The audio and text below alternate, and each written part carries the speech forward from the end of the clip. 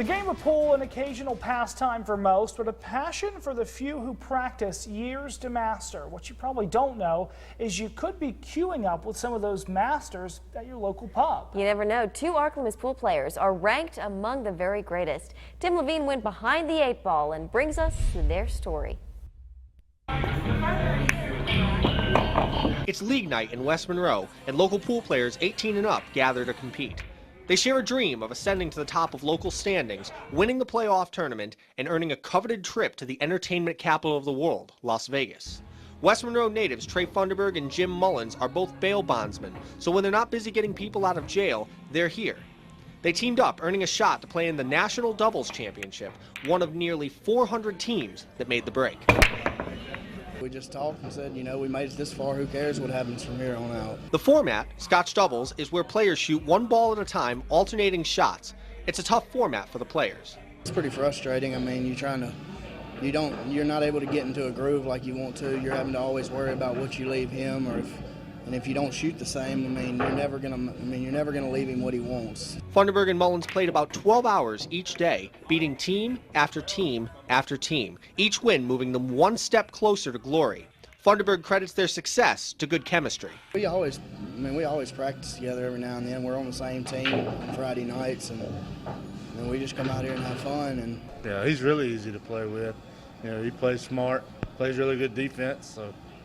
And he pretty much took us to the end with all its good play. The pair continued to gain momentum and drew a team called Rocks and Rolls from Jacksonville, Arkansas in the semifinals. We have our first finalists. Trey Funderburg puts it away for Pete and Repeat of West Monroe, Louisiana. Mullins said up until that point, there were no nerves. Not until we knew we had until we won in the semifinals and knew we had a chance to win all of it. Now, I told Trey I wouldn't have bet $1 we'd have gotten even close to the finals. In the finals, Mullins and Funderburg took on the Maryland-based Bank Shot Flyers for the championship. Strong play by both players pushed them out to a commanding 3-0 lead. Both teams had to win 4 games in order to claim victory.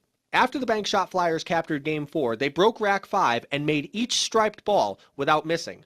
But they missed a key shot on the 8-ball, giving Funderburg and Mullins a chance at the table. After a series of calculated shots and careful thinking, it was time for Mullins to try to put away the winning 8-ball in the back corner pocket. The final 8-ball shot was a little difficult, but I just had to calm myself down. And Trey called timeout and tried to shark me. It's good, believe me. It feels really, really good.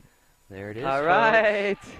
Your 8-ball doubles champions from West Monroe, Louisiana, Pete and Repeat. And just like that, Funderburg and Mullins were national champions. For Mullins, it was surreal. I mean, I just thought, how could 2 idiots from West Monroe go all the way to Vegas and win, a national championship?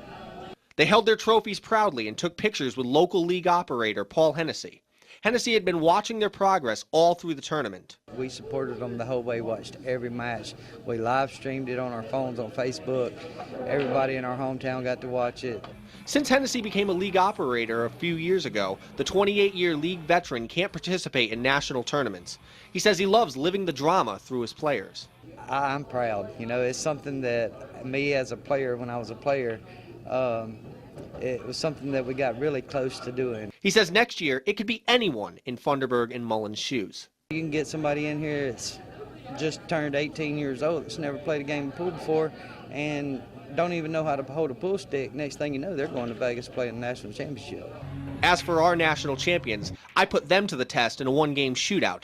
Funderburg came out on top in that contest, but if you ask them both who's the better player, I guess him. Trey. And as for the $5,000 payday the pair each walked away with on top of bragging rights, It's gone. Pay bills. Like every American does. Pay bills. In West Monroe, Tim Lavigne, KNOE 8 News.